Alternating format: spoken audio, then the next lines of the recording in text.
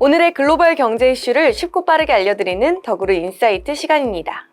지난해 5월 발생한 테라루나의 대규모 폭락 사태 다들 기억하시죠? 코인 대량 투매가 발생하자 가상화폐 테라가 99.99% 폭락하며 전 세계 투자자들의 투자금, 우리 돈으로 최소 51조 8천억 달러가 날아갔다는 기사가 나오기도 했는데요. 그런데 이 테라루나 폭락 사태로 사기 혐의를 받고 있는 테라폼랩스 설립자 권도영 전 대표가 약 2,100억 원 규모의 암호화폐를 보유하고 있다는 의혹이 제기됐습니다. 업계에 따르면 블록체인 데이터 제공업체 아캄 인텔리전스가 익명의 암호화폐 전문가 에르고 BTC의 도움을 받아 테라폼랩스가 보유한 것으로 추정되는 암호화폐 지갑 내역을 공개했는데요. 이 공개한 자료를 보면 테라폼랩스가 보유한 암호화폐 규모는 약 1억 6,500만 달러, 우리 돈으로 약 2,120억 원에 이릅니다. 이 가운데 비트코인 보유량이 약 5,200개로 가장 큰 비중으로 차지하고요. 평가액은 약 1억 5,800만 달러에 달합니다. 한편 미국 증권거래위원회는 지난 2월 연방법원에 권 대표와 테라폼랩스를 미등록 증권 판매 및 사기 혐의로 기소했는데요. 권도영 측은 테라는 증권이 아니라 화폐라고 주장하며 소송 기각을 요청했지만요. 뉴욕 맨해튼 연방법원은 이를 받아들이지 않았죠. 권도영은 테라루나 폭락 사태가 본격화하기 전인 지난해 4월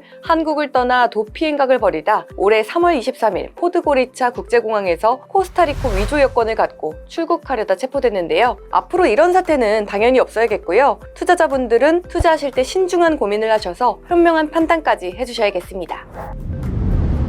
현대자동차가 미국 시장에서 고속 질주하고 있습니다. 미국 인플레이션 감축법 여파로 전기차 판매량이 타격을 입었음에도 7월 한 달간 두 자릿수 성장을 읽었습니다. 특히 브랜드 전용 전기차 아이오닉5와 준중형 스포츠 유틸리티 차량 모델 투싼 플러그인 하이브리드 차량 등 친환경 모델이 역대 최고 판매 기록을 달성하며 눈길을 끌었는데요. 지난 2일 현대차 미국 판매법인에 따르면 현대차는 지난달 미국 시장에서 총 65,207대를 판매했습니다. 이는 전년 대비 10% 증가한 수치인데요. 소매 판매의 경우 전년 대비 2% 성장한 61,745대를 기록하며 7월 최대 소매 판매 기록을 달성하기도 했죠. 특히 현대차의 모델 중 아이오닉5와 투싼 PHEV는 역대 최대 판매 기록을 썼습니다. 아이오닉5의 경우 같은 달 총 4,135대를 판매했고요. 전년 대비 109%로 세 자릿수 수직 상승하며 눈길을 끌었습니다. 투싼 PHEV는 전년 대비 44% 두 자릿수 증가하며 실적을 뒷받침했죠. 올해 판매량 또한 전년 대비 14% 늘어난 46만여 대로 두 자릿수 급증했습니다. 현대차의 이런 활약이 눈부신 이유는 IRA 여파에 따른 전기차 판매 감소세에도 저력을 과시했기 때문인데요. IRA는 북미에서 최종 조립한 전기차에 한해 보조금을 제공하고 있죠. 현대차는 전기차를 대부분 한국에서 생산해 대상에서 제외됐음에도 불구하고 이런 위력을 과시했습니다. 향후 현대차는 미국 전용 전기차 공장 현대차그룹 메타플랜트 아메리카를 앞세워 현지 전기차 시장을 장악해 지속해서 판매량을 확대한다는 계획인데요. 이런 핸디캡에도 이 정도 실적인데 메타플랜트까지 완성되면 정말 미국 전기차 시장을 훨훨 날겠는데요. 앞으로가 더 기대되는 국내 자동차 업계의 미래를 조태현 기자가 짚어봤습니다.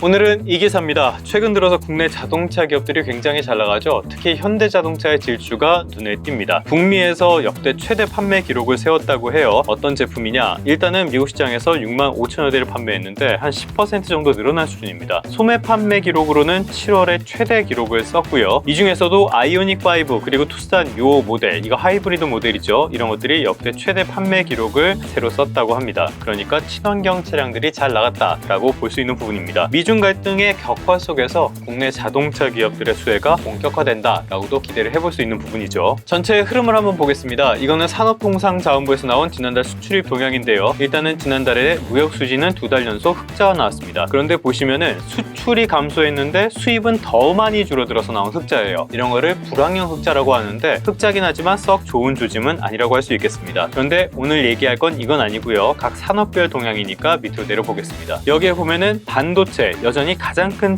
비중을 차지하는 반도체가 30%가 넘게 줄었습니다. 이 하얀 삼각형은 감소했다는 뜻이에요. 나머지도 보면은 석유화학 안 좋았고요. 석유 제품도 별로 안 좋은 모습을 보였습니다. 2차 전지 역시 16% 정도 감소했죠. 그런데 눈에 띄는 게 자동차가 15%나 늘어나는 모습, 굉장히 큰 성장폭을 보여줬다는 거, 이게 굉장히 눈에 띕니다. 무려 13개월 연속 증가세를 이어간 겁니다. 그러면 지난달에만 좋았냐? 올해 들어서는 대체로 좋은 편입니다. 이거는 관세청에서 나온 내용인데요. 내려보시면요. 2분기의 승용차 수출액이 166억 달러라고 합니다. 이게 1년 전보다 46%가 넘게 늘어난 수준이에요. 굉장히 좋은 실적이죠. 역대 최대 실적을 달성을 했습니다. 더 좋은 점은요. 밑에 보면은 주요 수출 대상국, 미국과 캐나다, 호주, 독일 같은 곳들, 그러니까 구매력이 있는 선진국을 중심으로 성장을 했고요. 그 와중에서도 친환경 승용차의 수출액이 역대 최대 실적을 보였다.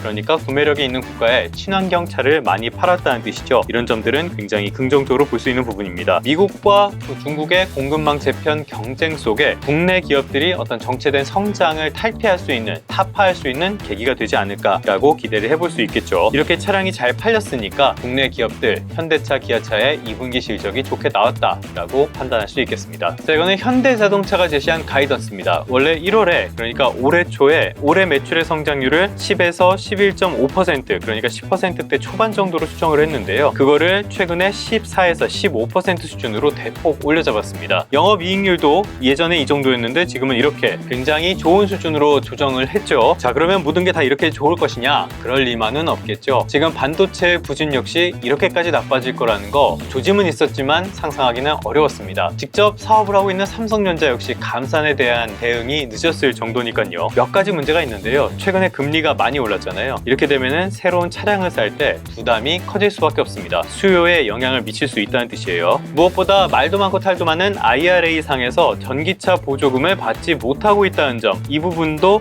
굉장한 변수가 될 수 있습니다. 불안 요인이라는 거예요. 이런 상황 속에서 미국 내의 전기차 재고가 늘어나는 추세거든요. 그러다 보니까 테슬라를 필두로 해서 BYD, 비아디죠. 이런 회사들이 지금 전기차 가격 인하 경쟁에 나선 상태입니다. 당장의 이익을 포기하더라도 시장 경쟁력, 그러니까 시장에 대한 지배력 강화를 위해서 이런 인하 경쟁에 동참을 해야 될지 말아야 될지 이 부분이 굉장히 고민이 될 수밖에 없습니다. 그리고 산업 환경이 빠르게 변하고 있다는 점, 이 부분도 고민거리인데요. 지금 전기차가 굉장히 각광을 받고 있는데 몇 년 전만 해도 이렇게까지 빠르게 성장할 거라고 예상한 사람은 많지 않았습니다. 또 앞으로 산업이 어떻게 변할지 모른다는 뜻이죠. 그래서 이런 기사에서도 완성차 업체들의 고민이 느껴집니다. 어떤 특허를 취득을 했다는 건데요. 이거는 드론 그리고 일반 자동차를 결합한 협동 모빌리티 솔루션, 이런 모양이라고 해요. 어쨌든 특허를 취득한 단계니까 이게 실제로 상용화돼서 제품이 될지 안 될지 이거는 아무도 모르겠죠. 산업의 변화 과정을 좀 봐야겠죠. 어찌됐든 급격한 산업의 변화에 대응을 하고 또 이걸 주도하기 위한 노력을 이어가는 셈이라고 볼 수 있겠습니다. 현대차가 최근에 수소차가 전 세계적으로 그렇게 썩 좋지 않은데도 이거를 포기하지 않는 것도 일맥상통한다고 볼 수 있겠죠. 결론입니다. 최근 국내 자동차 기업들, 특히 현대차를 보면 확실히 기업의 체력이 좋아졌다는 점을 느낄 수 있습니다. 기본적으로 실적이 나빠지는 피크아웃은 피하기 어렵다고 보고요. 또 2분기 실적에는 환율 효과도 상당폭 반영이 되긴 했겠지만요. 제품의 경쟁력 그리고 브랜드 인지도 강화를 통한 기업의 이 체력 자체는 상당히 개선됐다라고 판단을 해볼 수 있겠습니다. 당장은 전기차 시장에서 IRA 같은 난관을 어떻게 극복할 것인가, 이 부분이 관건이 될 것으로 보이고요. 중장기적으로는 새로운 산업 환경을 무엇을 통해서 주도할 것인지 이 부분이 중요하지 않을까 싶습니다. 그러면 성공 투자하시고요. 다음 시간에 다시 뵙도록 하겠습니다.